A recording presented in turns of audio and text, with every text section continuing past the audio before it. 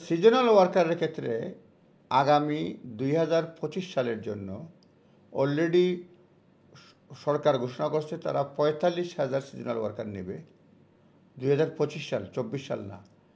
এবং সেই ক্ষেত্রে তারা বলছে হর্টিকালচার, দুইটা ক্লাসিফিকেশন আছে, হর্টিকালচার এবং পোলট্রি। হর্টিকালচারের ক্ষেত্রে তারা নেবে 43,000, পোলট্রির জন্য 2,000। এবং আপনার হর্টিকালচারের জন্য সর্বোচ্চ 6 মাসের জন্য ভিসা থাকে, এবং আপনার পোলট্রির জন্য আরও কম। যে কোনো মানে হর্টিকালচারের জন্য আপনার যে কোনো 6 মাস স্টে, 12 মাসের মধ্যে।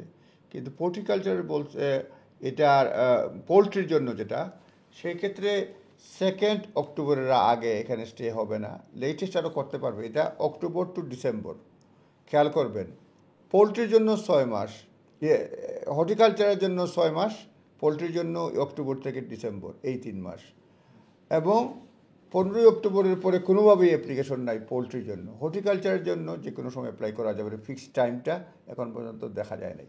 এখন আপনার প্রশ্ন আসতে পারে, আর ক্রাইটেরিয়াগুলো বলার চেষ্টা করব, যে বাংলাদেশ কি? এগুলি আসলে বাংলাদেশের ব্যাপারে কোনো নিষেধাজ্ঞা নাই, কিন্তু এগুলি অপারেটিং সিস্টেম আছে, অপারেটিং কোম্পানি আছে, কোম্পানিগুলা তারা নির্ধারণ করে কোথেকে কাকে নিবে না নিবে, এগুলি রয়েছে। আমি নামগুলি বলছি, এগুলি সবাই নামগুলো জানার আগে আমি জানতে চাই এটার জন্য কি কি যোগ্যতা লাগবে। 1 নম্বরে এগুলির কোনো তেমন আপনার স্পন্সরশিপ সার্টিফিকেট লাগবে, এবং যারা স্পন্সর তাদের জন্য আলাদা ক্রাইটেরিয়া রয়েছে। তারা এডিশনাল স্পন্সরশিপ লাইসেন্সের বাইরেও আরও 2টা লাইসেন্স নিতে হয়, যারা অপারেটর হিসেবে এইখানে কাজ করবেন, তারা অপারেট করবে এই স্কিম নেওয়ার জন্য। তাদের গ্যাং মাস্টার অথরিটি একটা আছে, আর একটা লেবারের আরেকটা অথরিটির নাম রয়েছে, সুযোগ পেলে আমি নামগুলি বলবো। এই 2টা এডিশন টু স্পন্সরশিপ লাইসেন্স এগুলি লাগে আর কি, যারা এমপ্লয়ারের জন্য। কিন্তু যারা আগ্রহী আসার জন্য তাদের কি কোয়ালিটি লাগবে? তাদের জন্য আপনার কোনো ধরনের ক্রাইটেরিয়া, এক্সপিরিয়েন্স দরকার পড়ে না। 18 বছরের ঊর্ধ্বে হতে হবে, আর সিম্পল জব অফার থাকতে হবে। এই 2টা হলেই চলবে। খরচ কেমন হবে? খরচ কোনো ধরনের বাড়তি কোনো খরচ নাই। আপনার 298 পাউন্ডের মতো হোমওয়ার্কের ফিজ রয়েছে, এই ফিজটা দিতে হবে। আর কোনো ফিজ এখানে আমরা ধার্য নয়, সুতরাং খুব সহজেই তারা আসতে পারবে। ইংলিশ প্রয়োজন নাই, সেটেলমেন্ট করতে পারবে না, আসার পরে চলে যেতে হবে। এবং যেটা একটু আগে বলছিলাম, যেগুলি মিডিয়ায় আসছে আর কি, যেগুলি এইটা জাস্ট ইনফরমেশন, লিগ্যাল অ্যাডভাইসের জন্য অবশ্যই যারা করবেন, তারা যারা সিজনাল ওয়ার্কারের জন্য এক্সপার্ট, তাদের জন্য তাদের কাছে যাবেন। নর্মালি যেসব operator for seasonal workers visa scheme UK, এদের মধ্যে রয়েছে AgriHR, Concordia, Fruitful Jobs, Hops, Labour Solutions, ProForce, এই কোম্পানিগুলা এরাই কিন্তু তারা সিজনাল ওয়ার্কার অপারেটর তারা নেয়। সুতরাং তাদের সঙ্গে যোগাযোগ করলে হয়তো বিস্তারিত জানতে পারবেন।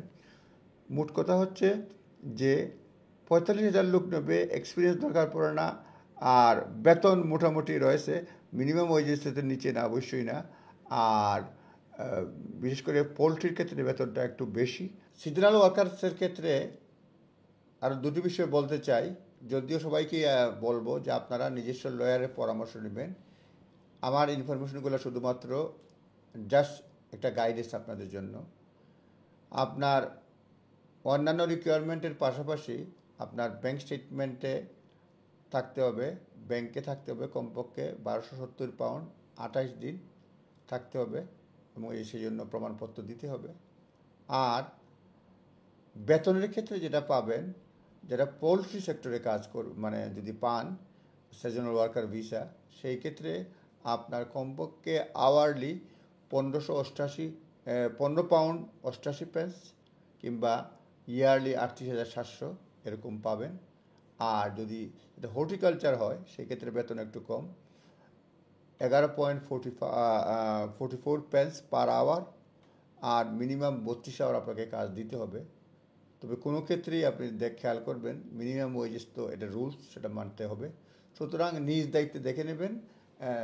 আপনার স্পন্সরশিপ লাইসেন্স পেলেই, কাজের অফার পেলেই আপনি আসতে পারবেন, দুয়ার অবারিত। এবং এই জন্য আপনাকে অবশ্যই নিজস্ব লয়ারের পরামর্শ নেওয়ার জন্য পরামর্শ দিচ্ছি। ধন্যবাদ।